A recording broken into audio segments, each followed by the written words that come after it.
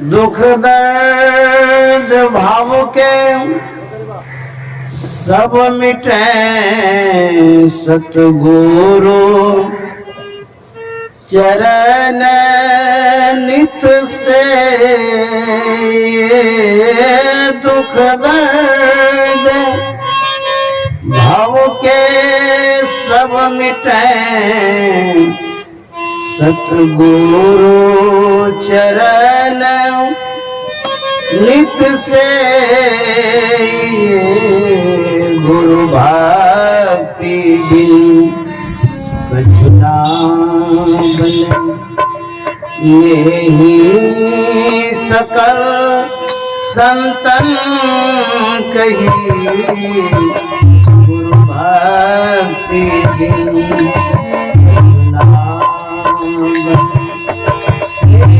सद्गुरु महाराज की जय। परमाराध्य सद्गुरु महाराज गुरुदेव महर्षि संत सेवी परमानंद जी महाराज,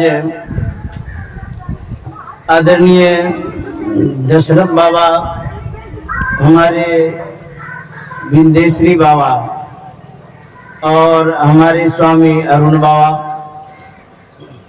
इस सत्संग स्थल में उपस्थित खापुर गांव के प्रबुद्ध सत्संग प्रेमी महानुभावों, माता एवं बहनों,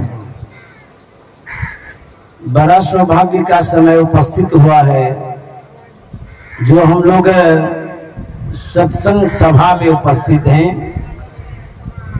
सत्संग प्रोग्राम में हम लोग उपस्थित हैं। यह जो अवसर है यह ऐसे नहीं प्राप्त होता है। जब द्रवही दीन दयाल राघव तब साधु संगति पाइए। जब साधु संगति पाइए तब जही दरस परस समागमादिक पाप राशि नसाइए। साधु महात्मा का दर्शन होता है, सत्संग होता है, जो जन्मों जन्म का पाप है उसका शमन होता है, समाप्तिकरण होता है, अर्थात हम पुण्य की ओर बढ़ते हैं। इसलिए सत्संग उसे ही मिलता है जो सौभाग्यशाली व्यक्ति होते हैं। हम लोग सौभाग्यशाली हैं जो सत्संग मिला हुआ है। आज 18 जुलाई 2025 ईस्वी है। यह जो कार्यक्रम रखा गया है, हमारी चाची जी जो पार्वती माता जी थी, हमारे आदरणीय विलास बाबू जिसे बीलो सिंह भी कहते हैं, उनकी माँ इस संसार से चली गई। समय पर सबको जाना होगा, चाहे आप कितना भी प्रयास कर लीजिए, यह संसार छूटेगा बस। चाहे आप गरीब हैं तो भी छूटेगा, अमीर हैं तब भी छूटेगा, आप अस्वस्थ हैं तब भी संसार छूटेगा, पहलवान हैं तब भी संसार छूटेगा। आपके पास प्रॉपर्टी नहीं है तो भी संसार छोड़ना ही पड़ेगा। जो राजा महाराजा हैं उनको भी संसार छोड़ना ही पड़ता है। कौन कौन यहाँ से जाते हैं? संतों ने कहा बलि विक्रम वेणु दधीचि गए। राजा बलि के विषय में सुने होंगे, क्योंकि जब रक्षाबंधन का अवसर आता है उस समय पुजारी, पंडित, पुरोहित राजा बलि का नाम अवश्य बोलते हैं। धर्मात्मा थे, पुण्यात्मा थे, उनको याद किया जाता है। तो राजा थे, उसको तो यही रहना चाहिए था। उसके पास बहुत धन संपत्ति, सिपाही, मंत्री, नौकर चाकर था, उसको तो यहाँ रहना चाहिए था। कहते हैं बलि विक्रम बेनु दधीची गए। और कौन गए? कहता है और पारथ गए जिन भारत ठाना। पारथ कहते हैं अर्जुन को। अर्जुन इतना बड़ा धनुर्धर था, महाभारत की लड़ाई क्षण भर में समाप्त कर सकता था, इतनी क्षमता और योग्यता उनमें थी। उसको तो यहाँ रहना चाहिए था, वो भी चले गए। कहते हैं बाली गए बलशाली गए जिनके कखरी 10 कंठ लुकाना। रामायण में एक पात्र है जिनका नाम है बाली। उसकी विशेषता को जब पढ़ेंगे तो पता चलेगा वह बाली इतना शक्तिशाली था, विशाल काय वाला, भयंकर शरीर था। उसके कांख में रावण 6 महीना तक छिपले रह गया। अब रावण कैसा था? चले दशानन कांपे धरणी। रावण ऐसा था, उनके चलने से धरती कपती थी, हिलती थी। एक तो रावण विशाल, उसके बाद बाली कितना विशाल होगा जो उसके कांखे में ही छिपा रह गया। ऐसे ऐसे विशाल शरीर वाले यहाँ नहीं रह पाए। उसको यहाँ रहना चाहिए था ना। जब बाली में और विशेषता क्या थी? जो कोई उनसे युद्ध करने के लिए आता था सामने में, आधी शक्ति दुश्मनों की आ जाती थी बाली में। ये वरदान था उनको। तो वैसे बाली भी इस संसार से चले गए। बाली गए बलशाली गए जिनके कखरी 10 कंठ लुकाना। कहते हैं गए दुर्योधन जंग जुरे जिन 64 कोस में छत्र बिताना। दुर्योधन चला गया, उसके पास कितनी संपत्ति थी? 64 कोस में उनका साम्राज्य था। 64 कोस के वो अधिपति थे। हम लोग तो 1 कोस के भी अधिपति नहीं। 1 कोस किन के पास जमीन है अभी बताइए? बिरले कोई होंगे, पुराने जमाने के होंगे तो हो सकता है, लेकिन इस गांव में 1 कोस तक लंबी जमीन हो शायद नहीं देखने को मिल सकता है। तो दुर्योधन के पास 64 योजन तक फैला हुआ, 64 कोस तक फैला हुआ साम्राज्य था। वो भी नहीं रह पाए। तुलसीदास जी महाराज कहते हैं इसलिए नहीं रह पाए, धरा का प्रमाण यही तुलसी। इस धरती का प्रमाण क्या है, प्रतीक क्या है, पहचान क्या है? कहते हैं जो फड़ा सो झरा, अर्थात जो उगे सो उठवे, फूले सो कुम्हलाए। जिसकी उत्पत्ति होती है, उत्पन्न होता है, जो जन्म धारण करते हैं उसको एक दिन मरना पड़ता है। ऐसा संत महात्मा भी कहते हैं, शास्त्र सिद्ध बात है। और यदि और कुछ नहीं पता है, आंखों से देखते रहिए, समाज में एक से एक जा रहा है। आए हैं सो जाएंगे। राजा रंग फकीर, एक सिंहासन चढ़ी चले, एक बंधी जात जंजीर। सबको जाना होगा।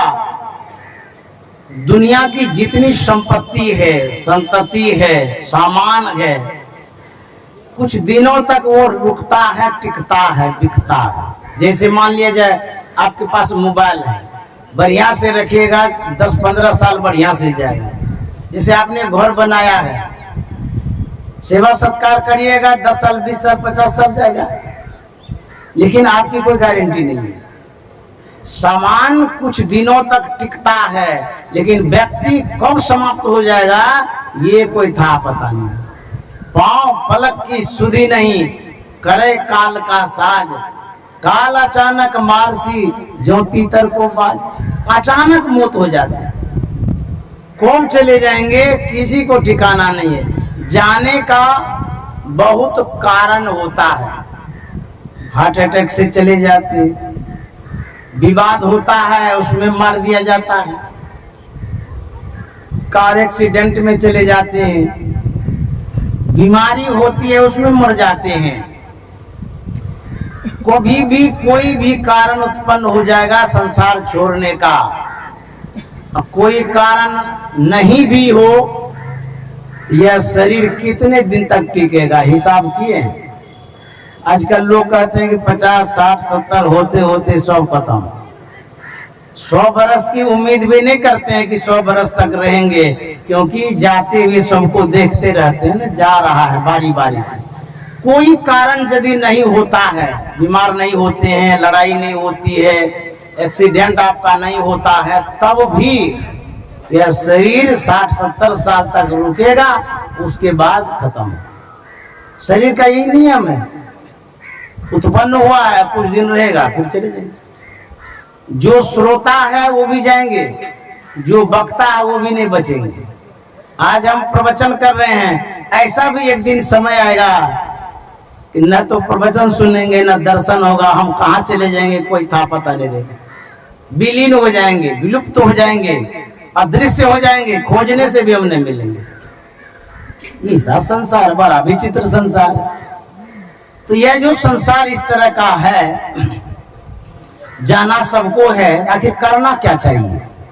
यदि आप डिसीजन नहीं ले पाते हैं, समझ में बातें नहीं आती है, कुछ भी आपके अंदर में समझदारी नहीं है, एक बात गोस्वामी जी का मान लीजिए तो आपका कल्याण होगा।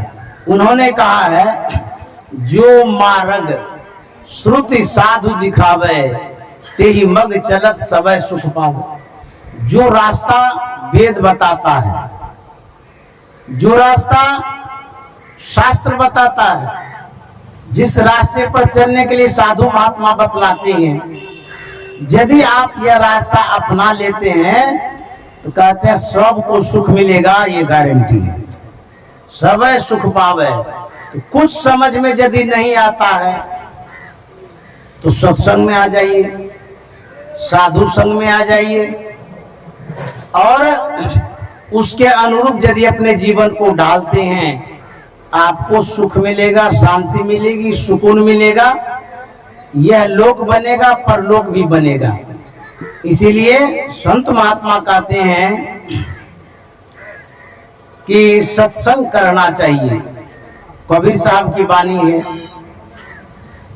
कर सत्संग भरम गर टूटे, करो सत्संग भरम गर, करो सत्संग भरम गर टूटे,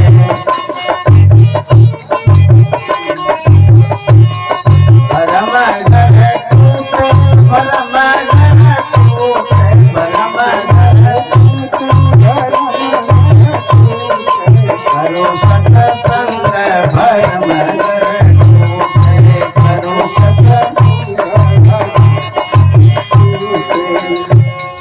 एक ही शब्द को पकड़ लीजिए जीवन में कि सत्संग करिए, इसी से सभी दुखों का नाश होगा। इतना ही शब्द है और ये एक जड़ है। इसी जड़िया से आपको बहुत कुछ सुनने को भी मिलेगा, सीखने को मिलेगा, और बहुत कुछ उपलब्धि भी होगी। तो गुरु महाराज ने, संतों ने इतना ही कहा कि सत्संग को पकड़ लीजिए, सत्संग से लागी रहो रे भाई, तेरी बिगड़ी बात बन जाए। जो बिगड़ा हुआ है वह सुधर जाएगा, बन जाएगा। इसीलिए इतना ही जान लीजिए कि सत्संग करें। ये जो माहौल है जिसमें हम लोग बैठे हुए हैं, सबके सब सज्जन हैं और सब अच्छे विचारों के समर्थक हैं। यहाँ जो कुछ भी कहा जाता है कोई उटपटांग बात नहीं है, उलझन वाली बात नहीं है। जो कुछ भी सिखाया जाता है शांति के लिए, प्रेम मेल के लिए, और भले हम उतना स्वीकार नहीं कर पाते हैं, समझ नहीं पाते हैं, कमियां हैं, लेकिन उस कमियों को यदि नजरअंदाज करेंगे तो सदगुरु महाराज ने जो कहा उसको हम काट भी नहीं सकते। उन्होंने जो सिखाया समझाया है वह अकाट्य वाणी है। इसीलिए सदगुरु महाराज के बात पर चले तो हमारा भी कल्याण होगा और जो हमारे साथ चलेंगे उनका भी कल्याण होगा। कबीर साहब कहते हैं यदि सत्संग करेंगे तो भरमगढ़ टूटेगा। भरमगढ़ का मतलब भरम माने अज्ञानता, अबोधता, अल्पज्ञता, अंधकार जो है यही अज्ञानता का प्रतीक है, पहचान है। हम आंख बंद करते हैं, अंधकार मालूम पड़ता है। यह घनघोर अंधकार यही अज्ञानता है। और जब तक अंधकार में रहेंगे, राधा स्वामी साहब ने कहा इस नगरी में तिमिर समाना, भूल भरम हर बार, खोज करो अंतर उजियारी, छोड़ चलो न द्वार।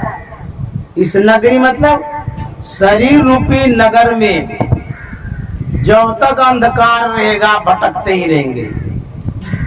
फिर लाइट कहां से प्राप्त करेंगे? रोशनी।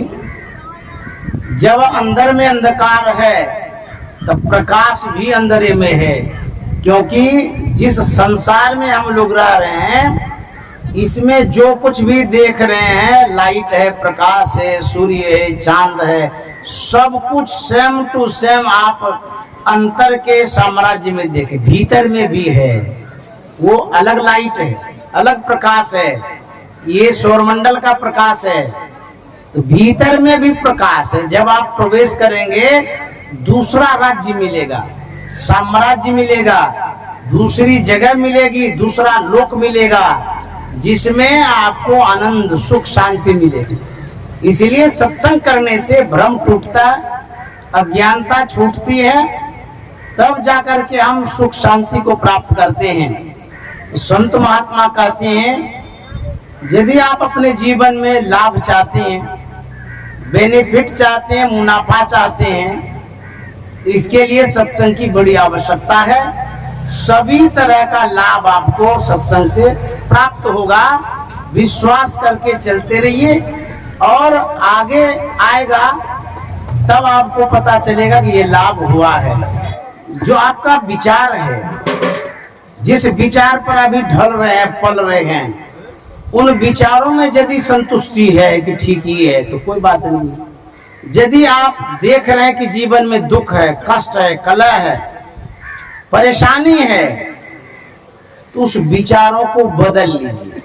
जैसे कोई कारोबार व्यापार वाले लोग होते हैं, पहले वो खैनी बेचता है, टॉफी बेचता है, बीड़ी बेचता है, तेल बेचता है, छोटा कारोबार रोजगार करता है।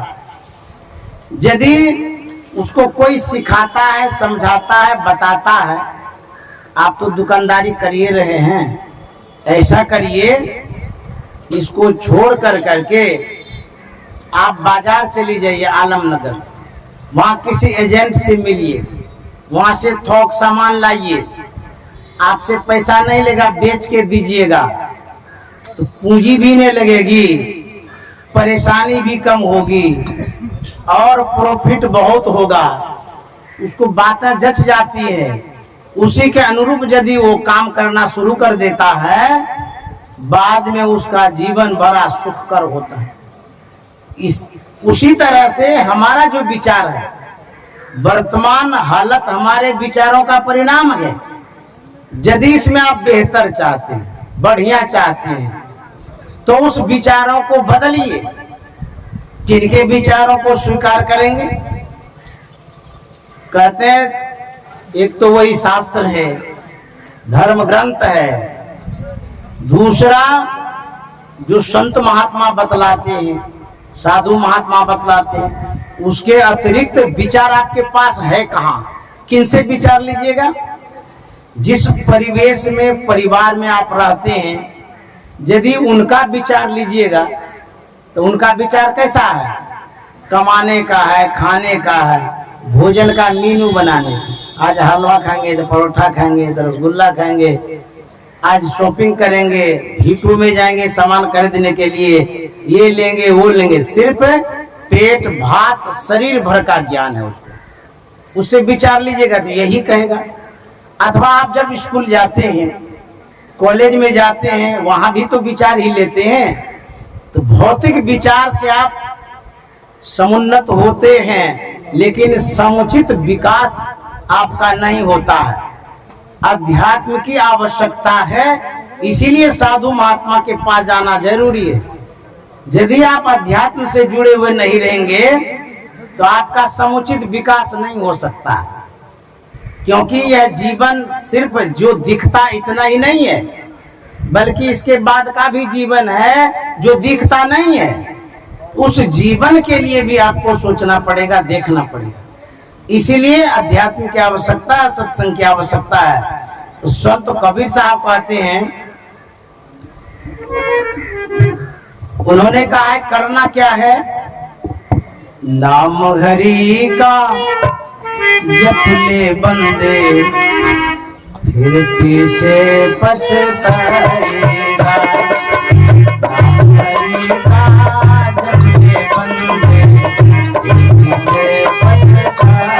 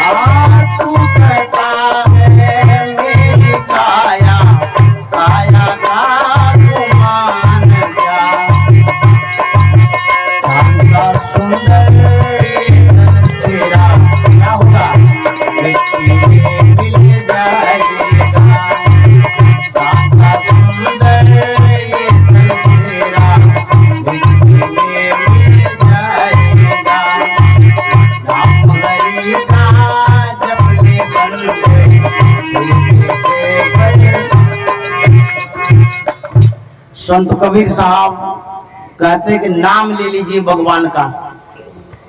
यदि आप नाम नहीं लेते हैं फिर और लेंगे क्या? या तो आप गाली देंगे या इस मुंह को डस्टबिन बना देंगे, डालते रहेंगे। डलिया होता है ना, जो आटा चक्की के पास जाते हैं पिसाने के लिए, उसमें डलिया में अनाज डालते रहते हैं। इस मुंह को डलिया बना दीजिए, सुबह से शाम तक डालते रहिए। रोटी डालिए, भात डालिए, सत्तू डालिए, शराब डालिए, जो डालना डालते रहिए, मांस मछली अंडा सब। तो जब इसको आप डलिया बना के रखिएगा, डस्टबिन, नाम तो लीजिएगा नहीं, लेकिन एक दिन हालत खराब हो जाएगी, स्वास्थ्य खराब हो जाएगा, संस्कार खराब हो जाएगा, प्रवृत्ति खराब हो जाएगी, विचार खराब हो जाएगा। आप अधिक दिनों तक संसार में नहीं रह पाएंगे। सात्विक विचार के लिए सात्विक भोजन जरूरी है, और इस शरीर को शुद्ध करने के लिए भोजन और भजन दोनों जरूरी है। भजन करेंगे, नाम लेंगे तो मन शुद्ध होगा, पवित्र हो जाएगा, और भोजन अच्छा करेंगे तो शरीर शुद्ध हो जाएगा।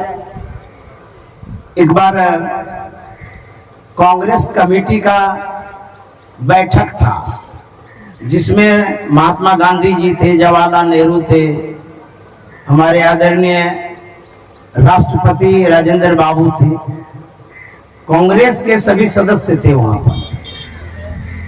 जो बैठक में बहस होगा, बातचीत होगी, उसको लिखा गया था कि इसी मैटर पर बातचीत हम लोग करेंगे।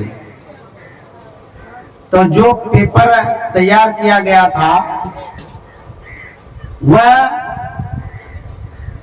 उस समय उपलब्ध नहीं हो पाया, क्योंकि उस वहां में इधर से उधर हो गया पेपर, समय हो गया बहस करने का, बातचीत करने का। बापूजी बड़े चिंतित हो गए कि जिस पर बातचीत करनी थी, बहस करना था, वह एजेंडा ही गोलमाल हो गया, कहाँ है, बात कैसे करेंगे। तो बापूजी को सूझा, राजेंद्र बाबू से उन्होंने कहा, अब हम लोग बिहार के आदमी हैं, हमारे राजेंद्र बाबू बिहार के आदमी, दिमाग कितना तेज है सो देखिए। देखिए गुण अवगुण सब जगह है, सब में है। बिहार में भी अवगुण है, बिहार में गुण ऐसा है, यदि गुण को ढूंढते रहिएगा तो भारत में सबसे विशेष गुणी व्यक्ति बिहार में हुआ है। अवगुण को ढूंढिएगा तो बिहार में ऐसे व्यक्ति अवगुणी हैं जैसा भारत में मिल भी नहीं करेगा। है तो दोनों। राजेंद्र बाबू कैसे थे वो बता रहे। जब महात्मा गांधी ने कहा कि राजेंद्र बाबू जिस एजेंडे पर बात होगी कांग्रेस कमेटी की, वो तो एजेंडा ही डिसमिस हो गया, इधर उधर हो गया, कहाँ है? ऐसा करिए आप स्मरण के आधार पर लिखिए। कितना दिमाग तेज था सो बता रहे हैं। उन्होंने पेपर पेन लिया और लिखना शुरू किया। पूरा लिख करके आदरणीय हमारे प्रधानमंत्री जो थे जवाहरलाल नेहरू जी, उनके जिम्मे सुपुर्द किया गया। प्रधानमंत्री जी उसको पढ़ रहे थे, देख रहे थे कि जिस पर बहस करेंगे, बातचीत करेंगे, वो बातें एजेंडे के तहत है कि नहीं, देख ही रहे थे। तब तक में पहले वाला जो पेपर था वो मिल गया, जो सब विचार करके एजेंडा तैयार किए थे वो मिल गया। तो बापूजी पेपर लेकर के जवाहरलाल नेहरू के हाथ में दे दिए। जवाहरलाल नेहरू राजेंद्र बाबू के लिखे हुए पेपर को तो पढ़ ही रहे थे, जो पहला पुराना एजेंडा था उसको भी सामने में देखने लगे। तो जवाहरलाल नेहरू के मन में हुआ कि राजेंद्र बाबू ने जो लिखा है उसमें जो पहले का एजेंडा है उसमें क्या अंतर है कि वैसा ही है। मिलाने लगे, वेरीफाई करने लगे। जब मिलाने लगे, लिखने की कला, स्मरण की देखिए कितनी विशेषता कह सकते हैं। हूबहू जो पहले वाले एजेंडे को लिखा गया था वैसा ही राजेंद्र बाबू ने स्मरण के आधार पर उतार दिया था। जब मिलाया गया तो जवाहरलाल नेहरू को भी बड़ा आश्चर्य हुआ कि ऐसे कैसे लिख सकते हैं स्मरण के आधार पर, इतना स्मरण तेज है। तुरंत उद्गार स्वरूप जवाहरलाल नेहरू ने राजेंद्र बाबू से कहा कि राजेंद्र बाबू, वाह क्या दिमाग है आपका।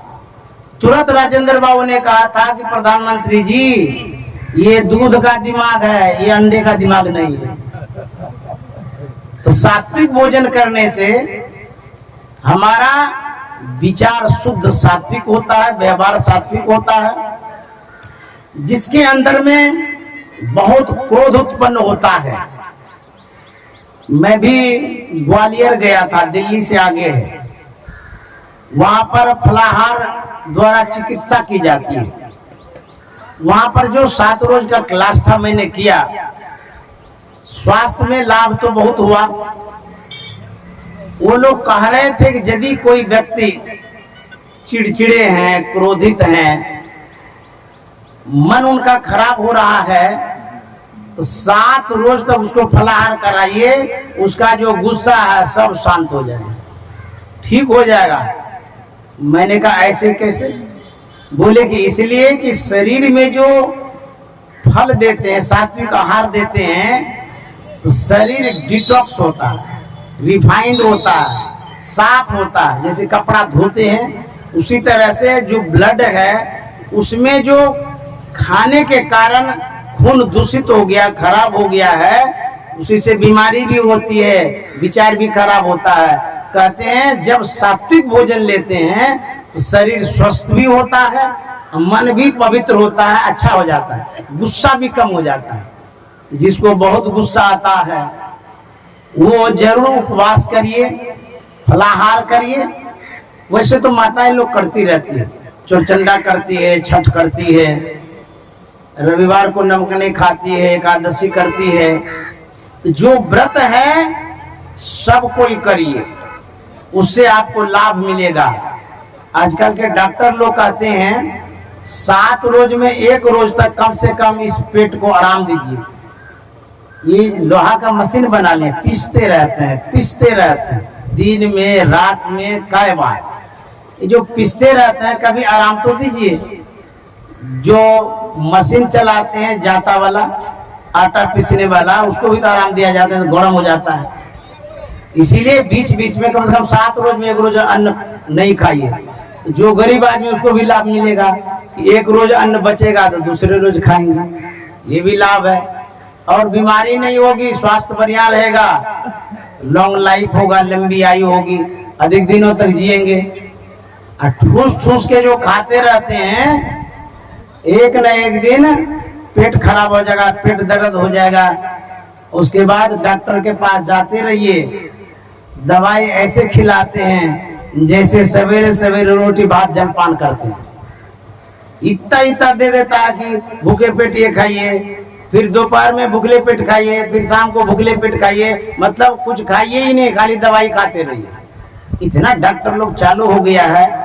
ये नहीं कहता कि दवाई खाएंगे तो उससे भी पाचन क्रिया खराब होगी, क्योंकि जो लीवर है उसको दवाई भी तो पचाना पड़ता है। ऐसा थोड़ा कि अपने पच जाती है दवाई। तो दवाई इतना खिलाता है, खिलाते खिलाते तो पेट भर जाता है, भोजन क्या करेगा। स्वास्थ्य के लिए सुपाच्य भोजन, सात्विक भोजन करिए। और जो हम लोग जो खाते रहते हैं जिभ्या के स्वाद के लिए, उसको नहीं खाएंगे तो अच्छा रहेगा। क्योंकि इसी गांव में विवाद जब होता था मछली के लिए, केस चलता रहता था, कोर्ट में दौड़ते रहते थे, यहाँ के लोग सरपंच हो सेक्रेटरी हो सब लड़ते थे, पैसा भी जाता था पानी में और लड़ाई भी खूब होती थी, लाठी डंडा होता, गोली भी चलती थी, मैंने देखा है।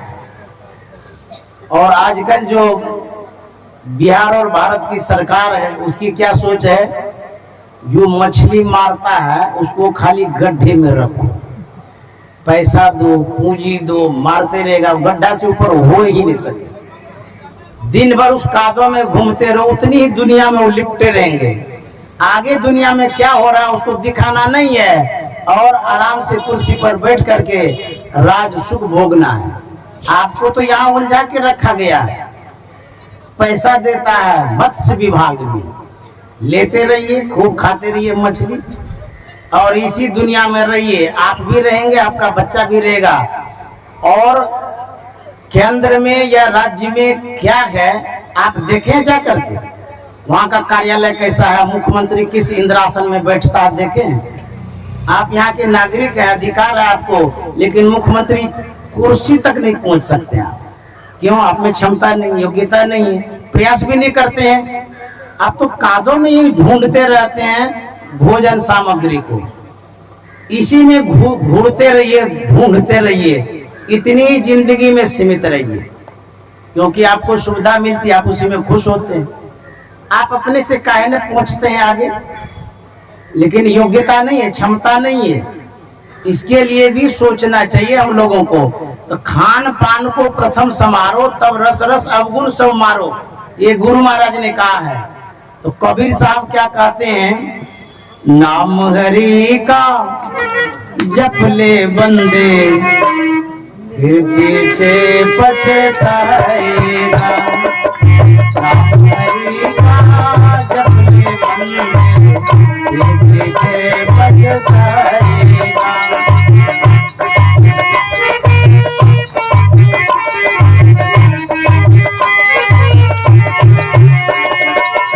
तू कहता है मेरी काया, काया का गुमान जा,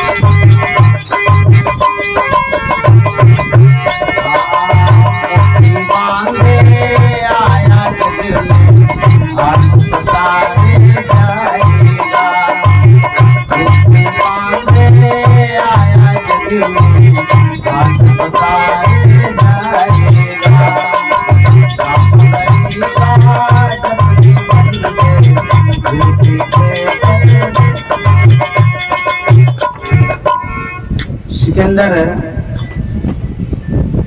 यूनान का बादशाह था। वहां के एक दार्शनिक थे अरस्तु। अरस्तु के मार्गदर्शन में वो चलता था। बड़े विद्वान अरस्तु हुए हैं। सिकंदर को भी गुरु जी था, तो गुरु के आज्ञा के अनुसार वो चलता था। सिकंदर बहुत बड़ा योद्धा था, लेकिन वह लूटने वाला था, खसोटने वाला था, सताने वाला था और साम्राज्य को बढ़ाने वाला था, लालची था। सिकंदर को जब पता चला कि भारत में सोने का खान है, तो वह इस भारत पर आधिपत्य जमाने के लिए, कब्जा करने के लिए अपने मार्गदर्शक से सलाह लेता है, पूछता है, मैं भारत पर चढ़ाई करना चाहता हूं, जीतना चाहता हूं। तो जो भी सलाहकार थे उन्होंने सलाह दिया होगा, जो कुछ भी दिया होगा। इनके जो गुरुजी थे उनसे भी इन्होंने सलाह किया। कोई भी आप काम करते हैं किसी भी तरह का, बड़ों से, बुजुर्गों से अवश्य सलाह लेनी चाहिए। जैसे कोई यज्ञ कर रहे हैं, उसमें सफलता के लिए बड़ों से पूछना चाहिए। यदि पूछते हैं तो सुझाव अच्छा आता है, आप सफल कार्यकर्ता बनते हैं। तो गुरु जी के पास गए। सिकंदर ने कहा कि गुरुदेव, सुनते हैं कि भारत सोने की नगरी है, मैं चाहता हूं कि उस पर भी मेरा आधिपत्य हो जाए, बहुत बड़े आदमी हम हो जाएंगे। उनके गुरुजी ने कहा, सिकंदर, भारत सिर्फ सोने की नगरी नहीं है, बल्कि वो संत की भी नगरी है। वहां एक से एक संत रहते हैं। यदि तुम वहां जाना ही चाहते हो तो जाओ, लेकिन वहां किसी सिद्ध संतों से मिलना और उससे निवेदन करना, वो भी यूनान आ जाए। और यदि वो महात्मा मेरे पास आएंगे, मैं उनके चरणों में नमन करके अपने भाग्य की सराहना करूंगा, क्योंकि संत महात्मा मिलते कहाँ। जो सिद्ध संत हैं वो जल्दी दर्शन भी नहीं देते हैं। सिकंदर अपने सिपाहियों के साथ, सहचर मंत्री के साथ चलता है। उस समय हवाई जहाज तो था नहीं। चलते चलते 6 महीना में भारत के सीमा में पहुंचता है और अपना शिविर लगाता है। सिकंदर अपने सिपाहियों से कहता है कि तुम जाओ, इस जंगल में कोई सिद्ध पुरुष होंगे, संत होंगे, उनसे मिलना और ये द्रव्य ले जाओ, उनके चरणों में चढ़ाना, निवेदन करके कहना कि आपको सिकंदर बुला रहा है भेंट करने के लिए। आज्ञा पाकर के सिपाही जाता है और खोजते ढूंढते उसी जंगल में दांडायन ऋषि मिलते। बड़े सिद्ध पुरुष थे, संत थे। दांडायन ऋषि के चरणों में द्रव्य चढ़ाता है, निवेदन करता है कि महाराज, यूनान से सिकंदर आया है बादशाह, वो आपसे मिलना चाहते हैं, आपको बुलाए हैं। ये जो द्रव्य है इसको स्वीकार करिए। संत जो होते हैं तो बादशाह होते हैं। चाह गई चिंता मिटी, मनमा बेपरवाह, जाको कछु न चाहिए सोई शानसा। तो बादशाह के भी बादशाह होते हैं। दांडायन ऋषि ने कहा कि सुनो, सिकंदर को मेरी आवश्यकता है, मुझे सिकंदर की आवश्यकता नहीं है। और सिकंदर से जाकर के कह देना, उसे मिलना होगा तो मेरे पास आएंगे, मैं सिकंदर के पास नहीं जाऊंगा। और ये जो द्रव्य तुम चढ़ा रहे हो, सिकंदर इसी सोने के लिए यहाँ आया, इसी ख्याल से आया, उसी को जाकर के दे देना। सिपाही जाता है, सिकंदर से कहता है कि ऐसे ऐसे दांडायन ऋषि ने कहा है। जो बुद्धिमान में बड़े होते हैं उसका लक्षण बतला रहे हैं। बुद्धि में बड़े, शरीर से बड़े नहीं, हाथी की तरह। पहलवान वाले आदमी का लक्षण नहीं बतला रहे हैं, बुद्धिमान व्यक्ति का लक्षण बतला रहे हैं वो तनिक सी बात पर तुनकता नहीं है। यानी कि छोटी मोटी बात हो गई, साधारण की तरह लाठी डंडा चलाना शुरू कर दे, नहीं, सहनशील होता है, सोच समझ करके कदम उठाता है, और ऐसा कदम उठाता है कि जैसा लोग साधारण सोच भी नहीं सकता है। सिकंदर उकताया नहीं, ऐसे उठपटांग कैसे बोल दी, जबकि बादशाह था। उन्होंने कहा ठीक है, यदि वो नहीं आ पाते, हमको जरूरत है, हम उनसे मिलेंगे, आशीर्वाद लेंगे। सिकंदर जो भी द्रव्य था एक थाली में सजाता है, अपने सिपाही के साथ महात्मा के पास पहुंचता है, उनके चरणों में भेंट करता है और कहता है कि महाराज, ये मेरा जो भेंट है स्वीकार करिए और मुझे आशीर्वाद करिए कि मैं इस भारत पर आधिपत्य जमा लूं, क्योंकि भारत मेरे कब्जे में हो जाएगा, सबसे साम्राज्य मेरे पास ही होगा, सबसे विशेष। अब कोई महात्मा ऐसा कहेगा कि भारत गुलाम हो जाए? महात्मा जो होते हैं वो देश के लिए रीढ़ है, रीढ़, और देश के उन्नति उत्थान के लिए सोचा करते हैं। उनको और कौन है, क्या है? न बीवी है, न बच्चा है, कोई तो है नहीं। जन कल्याण के लिए आते हैं, देश के हित के लिए आते हैं, राष्ट्र के लिए आते हैं, विश्व कल्याण के लिए साधु महात्मा आते हैं। तो दंडायन ऋषि ने कहा, सिकंदर सुनो, तुम जिस ख्वाब से यहाँ आए हो, जिस उद्देश्य से तुम आए हो, उस उद्देश्य की पूर्ति कतई नहीं होगी। बोले सो कैसे, क्यों? बोले कि तुम जो यहाँ आए, आने में कितना समय लगा? बोला 6 महीना तक। दंडायन ऋषि ने कहा, सिकंदर अब तुम्हारी शेष आयु 3 महीने की है। आने में तो 6 महीना लगा, जाने में भी 6 महीना लगेगा, और 6 महीना तक तो तू जीवित रहेगा ही नहीं, तो फिर क्या कब्जा करेगा? जिसको मौत याद आती है वो गलत कदम नहीं उठाता है। अब मान लीजिए अभी हम लोग बैठे हैं, कोई आकर के कह दे कि 100 फीट खारा पानी, बांध टूट गया है, अभी 5 मिनट में यहाँ आने वाला है, क्या आप बैंक बैलेंस चेक करने जाएंगे? बेटा को पकड़िएगा, बेटी को धरिएगा? नहीं नहीं नहीं, बाप रे बाप कहिएगा कि कहाँ हवाई जहाज मिल जाए, उपड़े उड़ जाए।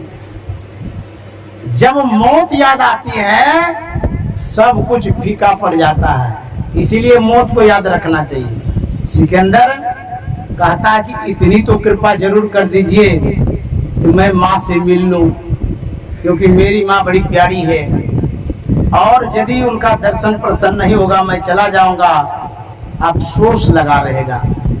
आपको जो संपत्ति चाहिए मैं देने के लिए तैयार हूँ, क्योंकि मेरे पास बहुत राज्य है, साम्राज्य है, संपत्ति है।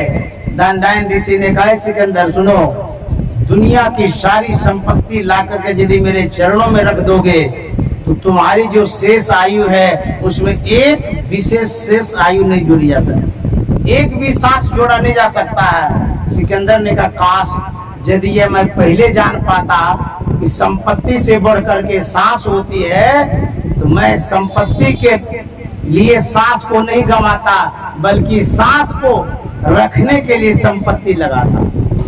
कबीर साहब ने कहा, सांस सांस में नाम सुमर ले, अवधि घटे तन की, जगत में खबर नहीं पल की। ये जो सांस है बड़ा अनमोल है। हम लोग समय का महत्व नहीं देते।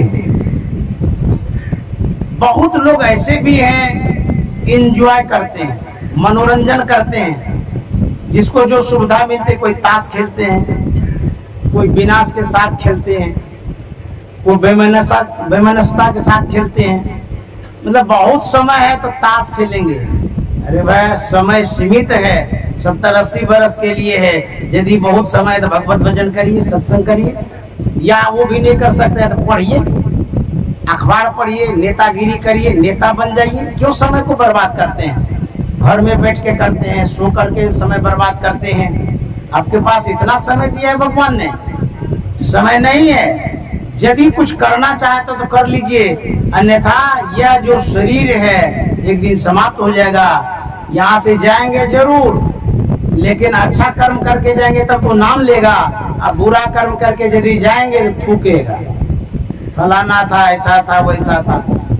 आपको समय है, अच्छे काम में लगाइए, अपना रोजगार है उसमें लगाइए, 2 पैसा कमाइए, दूसरे की भलाई करिए, सत्संग करिए, ध्यान करिए, कुछ तो करिए। यूं ही समय जो बर्बाद करते हैं, कैसा जीवन गोबर वाला होगा सो बताइए। इसीलिए समय यदि है तो सदुपयोग करिए। लोगों को कहा करता हूं कि आपका यदि समय अधिक है आपके जीवन में, तो यदि ढूंढना चाहते हैं कि कौन काम करें, तो सबसे पहले पेट के लिए तो आप जरूर करिएगा। पेट भरने का प्रयास करिए, उसमें भी यदि पर्याप्त आपके पास हो गया है सब कुछ, उसके बाद प्रार्थना के लिए प्रयास करिए, सत्संग ध्यान करिए। जो भी समय है उसको आप काम में लगाते रहिए। यूं ही सो के ताश खेल करके समय बर्बाद नहीं करिए। सिकंदर कहता है कि ये क्या हो गया, ना हम घर के रहे ना घाट के रहे, अब तो हम घर भी नहीं जा सकते हैं। और जो महात्मा कह रहे हैं, महात्मा की बात असत्य नहीं होगी, सही होगी। अब तो हम यही मरेंगे। अस्ता पस्ता करके वो अपने शिविर में गया। जो उनके सिपाही सहचर थे उनसे उन्होंने कहा, सुनो अब मैं यूनान नहीं जा सकता हूँ, वहां पर जाना मेरे लिए असंभव है, क्योंकि जो समय लगता है जाने में, मेरी जिंदगी का समय अब उतना है ही नहीं। अब मैं 3 महीने में मर जाऊंगा, और करना क्या है सो मैं बता देता हूँ। सिकंदर बता रहा है कितना राज्य वो अपने कब्जे में किया था, बहुत बड़ा आदमी था सिकंदर। वो सिपाही से, अपने सहयोगी साथी से क्या कहता है कि सुनो, जब मैं मर जाऊंगा मेरी अर्थी सजेगी, लाश को बांध देना, लेकिन दोनों हाथ को लटका देना बाहर अर्थी से। अब मुझे तो कैसा लगेगा? सिपाही ने कहा कि दोनों हाथ नीचे लटकेगा तो विचित्र जैसा लगेगा, लोग जब देखेगा तो कहेगा कैसा लाश है, कैसी लाशें हैं दोनों हाथ लटका हुआ। हाथ क्यों लटकाएंगे?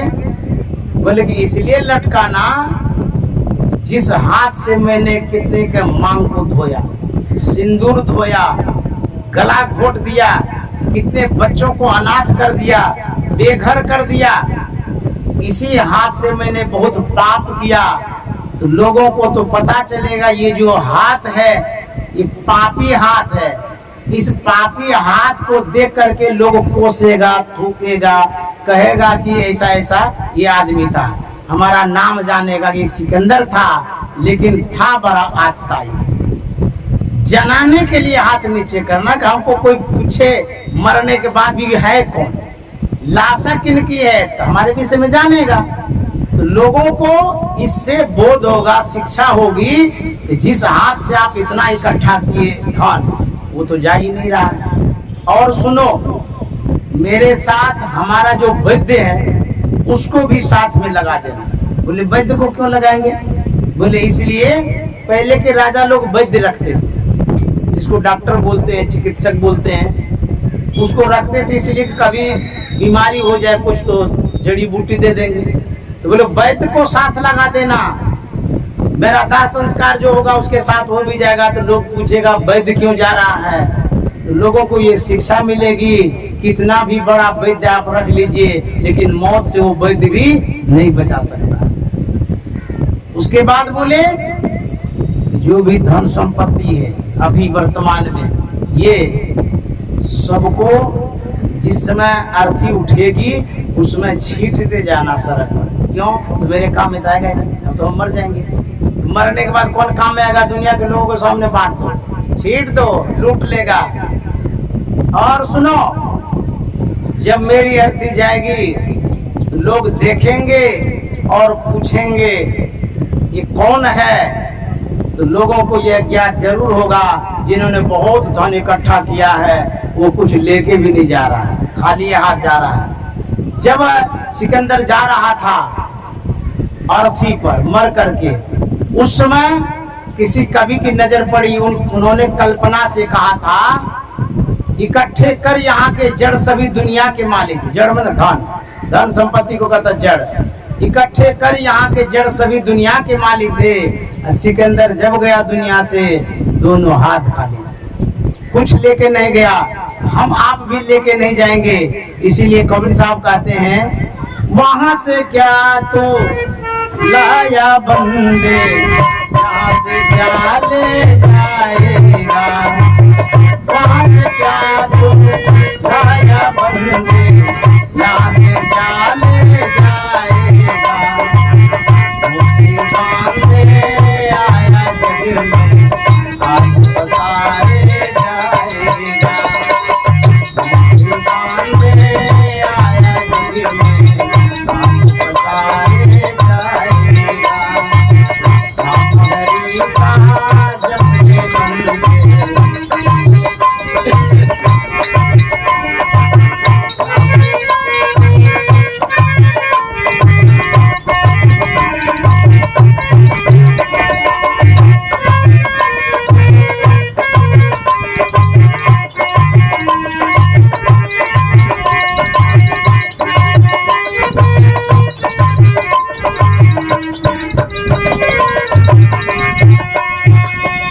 कबीर साहब कहते हैं, वहां से क्या लाए थे, खाली हाथ आए थे, खाली हाथ चले जाएंगे।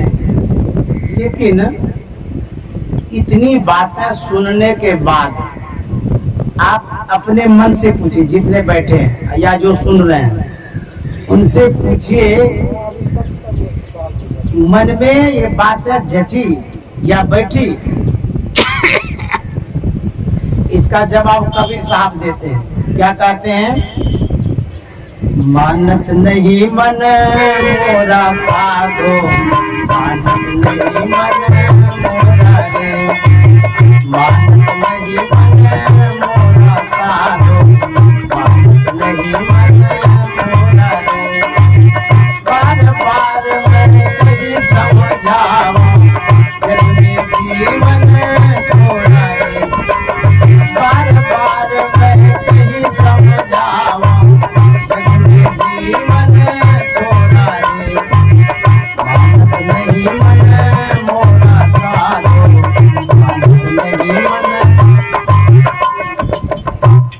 कबीर साहब कहते हैं, ये मन मानता नहीं है, कितना भी सुनाते हैं, ये सुनता तो है लेकिन समझता नहीं है, मानता नहीं है।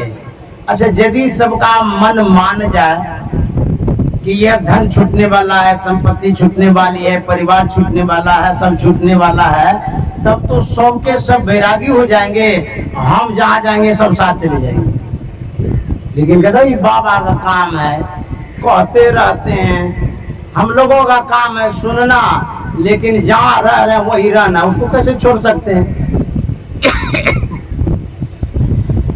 एक धनाढ्य व्यक्ति सत्संगी बना, बड़ा पैसा वाला था, परिवार वाला था।